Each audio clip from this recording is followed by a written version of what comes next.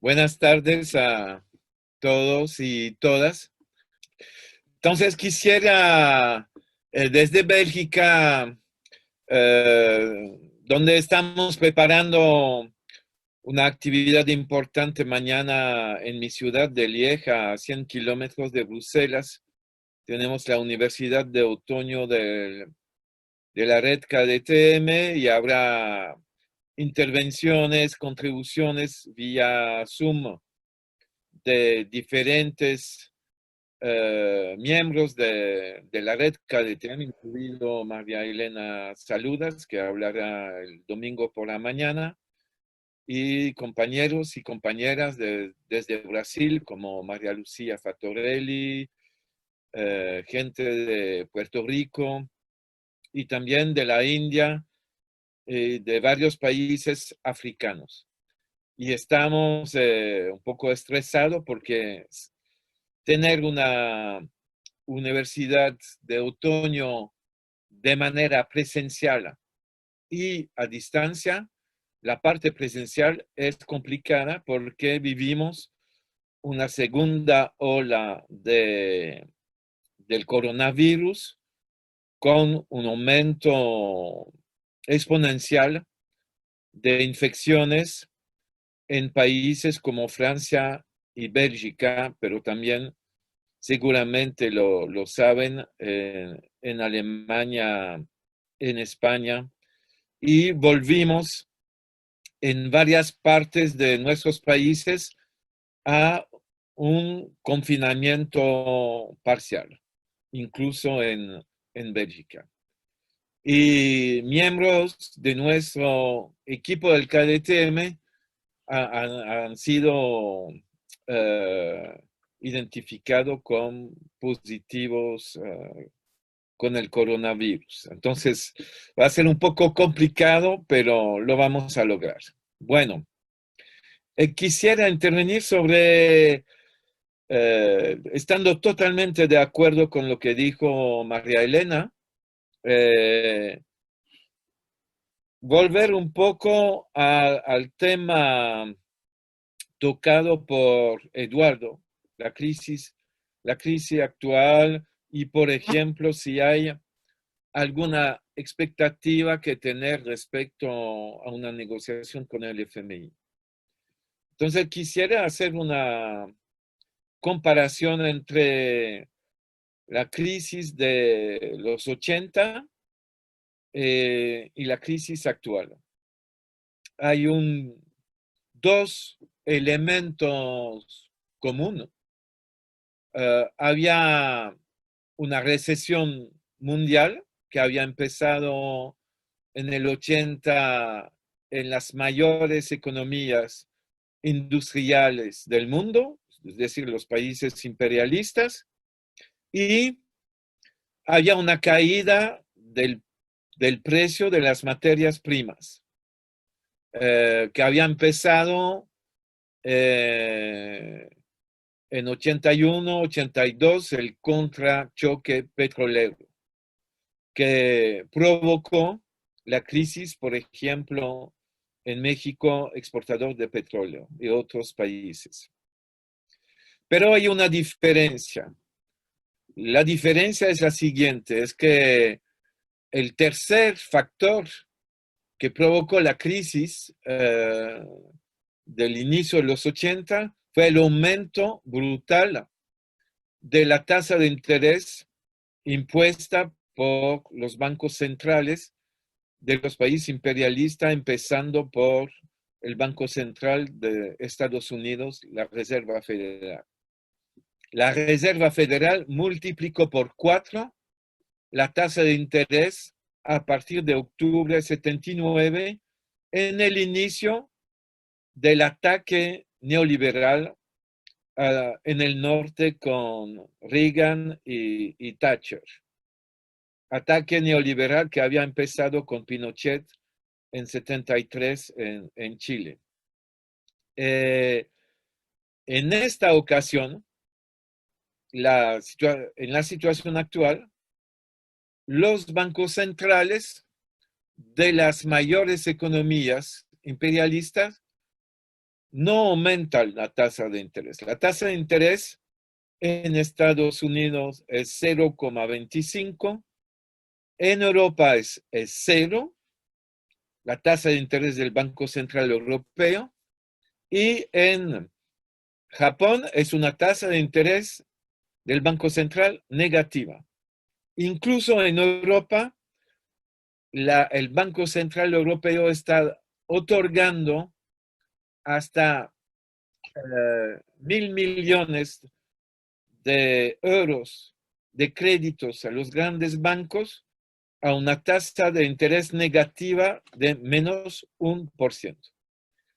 Es decir que es una diferencia importante. Los países del sur, de alguna manera, manejan por una parte de ellos la situación de endeudamiento porque logran refinanciar su deuda exterior a una tasa de interés manejable. Claro, hay como 20 países ya en default de pago de deuda y Argentina, Venezuela, Ecuador hacen parte de estos países en default parcial. Pero, aparte de esa diferencia que es importante, hay, de hecho, un otro factor que nos hacen pensar a la situación del inicio de los 80. Es la relación de las monedas nacionales de los países periféricos, incluso emergentes, como Argentina o Brasil, la relación entre el valor de su moneda y el dólar. Y allí hay una desvalorización de las monedas de países como Brasil, Argentina, Indonesia, Turquía, Egipto, etcétera, África del Sur, en relación al dólar. Y entonces, a pesar de la posibilidad de refinanciar deudas a una tasa históricamente baja, el pago del servicio de la deuda, cuando se trata de comprar dólares para hacer los reembolsos, se hace muy costoso. Y por eso, una cantidad grande de países con dificultades que están aumentando de manera acelerada. Bueno, es un poco las circunstancias específicas de esa crisis actual. Entonces, en común, una caída de los precios de las materias primas que disminuyen los ingresos en divisas, y en el caso de América Latina en dólares, que le hace más difícil el pago de la deuda externa, la recesión mundial, que hace que las exportaciones bajan, y no solamente los precios, pero también los volúmenes.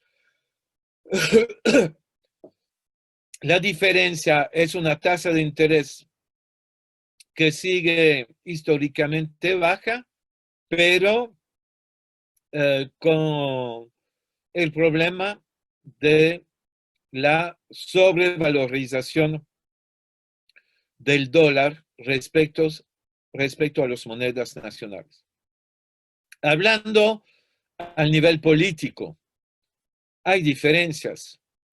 Y María Elena nos recuerdó el papel de Fidel Castro de Cuba y de Tomás Sankara. No tenemos más Fidel Castro, no tenemos más Sankara, no tenemos más Chávez, no tenemos el Rafael Correa que hizo la auditoría de la deuda en 2007-2008 y suspendió el pago de la deuda. tenemos otro tipo de gobierno y los gobiernos tipo Alberto Fernández o Maduro,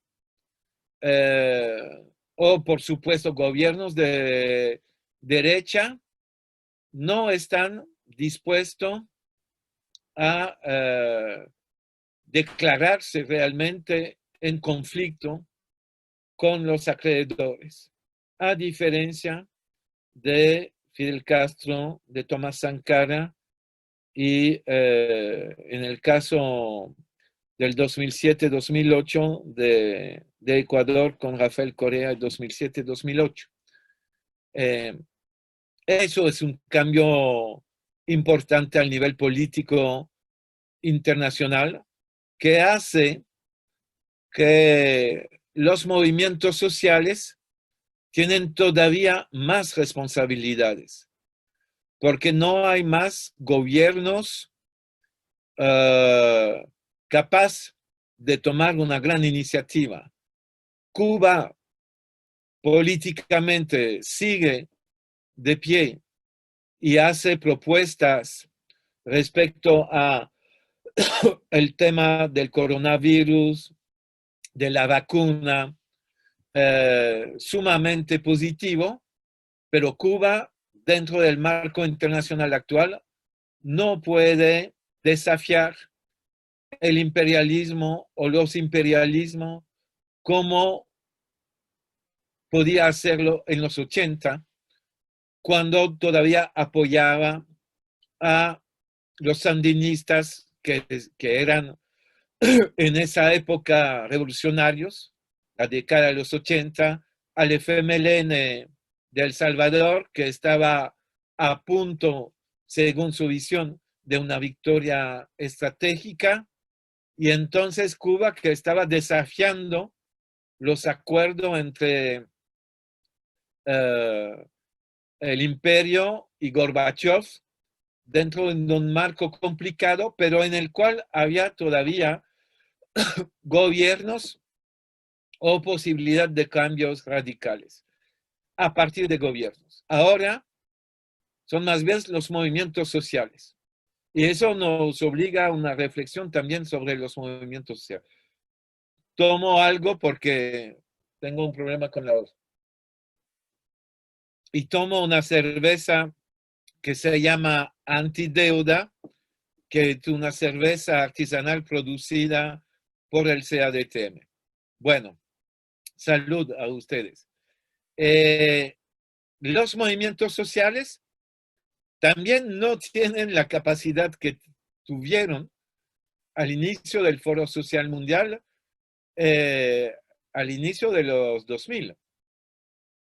Lo que está muy positivo, yo diría, esa actividad se hace en el marco de la Semana de Acción Mundial para la Anulación de la Deuda, es que hemos logrado esta semana constituir la coalición la más amplia de organizaciones de lucha contra la deuda que nunca existió.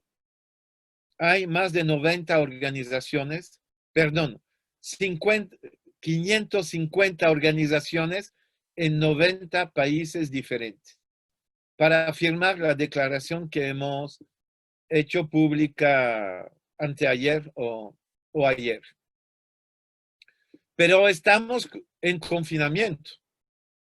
Hemos logrado una coalición muy fuerte al nivel de su representatividad, independiente de las iglesias, porque hay que recordarse la campaña del 99, 2000 para el jubileo, pero esa campaña del jubileo era bastante influenciada y dominada por el Vaticano y las jefaduras de las iglesias luteranas, anglicanas, protestantes en general. Esta vez, la coalición es una coalición de puros movimientos de acción contra la deuda y algunas ONG como Action Aid, por ejemplo. y las posiciones más radicales dominan esa coalición. Cuando hay que recordarse que en junio 99, cuando hubo el anuncio por parte del G7 de una supuesta quita de 90% de la deuda de los países más pobres, más endeudados, las organizaciones como Jubileo Alemania, Estados Unidos, Gran Bretaña, felicitaron al G7. Esta vez, nadie está felicitando el G20 por su decisión de ayer. Y eso es un progreso. Pero el tema es de lograr, aparte de lograr un acuerdo sobre un papel, una declaración común vía reunión Zoom, cómo cambiar la correlación de fuerza. Y ahí no hay solución de milagro. Es el tema de la lucha de clases, es el tema de las movilizaciones en las calles, porque no va a ser nuestro pronunciamiento denunciando al Banco Mundial y al FMI que va a cambiar la situación, sino presiones de las masas sobre gobiernos y organismos internacionales. Y termino entonces por esto, lo que ustedes están haciendo, en particular en Argentina, con el movimiento por la suspensión del pago de la deuda, es fundamental. Aprendí que desde hace 4 días hay una nueva coalición en México, bastante amplia, para también la suspensión del pago, con un gobierno un poco similar en México al gobierno de Alberto Fernández. Y entonces es en países como Argentina, Ecuador, México, Colombia, Brasil, pero también África del Sur y otros países más, que vendrán movilizaciones sobre el tema de la deuda para hacer una presión máxima sobre los gobiernos y mostrar que seguir en la vía de las negociaciones no sirve, no dan soluciones. Estoy pensando también dentro de las diferencias de situación en el tema del Banco del Sur. Hay que acordarse que en el 2008, bajo el impulso de Chávez, nació el Banco del Sur. Se firmó un acuerdo en Buenos Aires, pero el gobierno de Kirchner y bajo la presión del gobierno de Lula no hicieron nada realmente para concretar el Banco del Sur. Y ahora estamos en la situación que conocemos. Hay que reconocer que la situación es difícil. Pensar, por ejemplo, que un compañero que tiene influencia al nivel intelectual, como David Harvey, que es un intelectual comprometido, que es conocido en Argentina, en el Cono Sur, que ha declarado hace 2 meses que no es más posible derrumbar al capitalismo y que hay que salvar al capitalismo, que es la tarea actual, muestra el nivel de crisis del programa, de la perspectiva. Estoy de acuerdo con María Elena, hay que luchar por una perspectiva socialista, es absolutamente fundamental. Ecosocialista, feminista, antirracista, internacionalista. Y en ese momento es muy grave de ver que hay compañero de lucha, compañero de viaje, intelectual hasta el momento comprometidos, que están equivocándose de una manera tremenda, cuando al contrario hay que levantar la bandera de la ruptura con el sistema capitalista, no podemos actuar para tratar de salvar un sistema que de manera todavía más acelerada que en los años 30 o al inicio del siglo pasado nos lleva a la barbarie y al desastre y quizás al fin de la humanidad sobre la planeta Tierra con la crisis ecológica que tenemos ahora. Así que 5 minutos para reunión. absolutamente fundamental el papel del KDTM como red internacional, red mundial, en la cual cada organización son soberanas, pero actúan dentro de un marco sobre una plataforma política anticapitalista, feminista, ecosocialista, y que tratan también de llevar la batalla de las ideas en favor de un socialismo autogestionario. Muchas gracias por su atención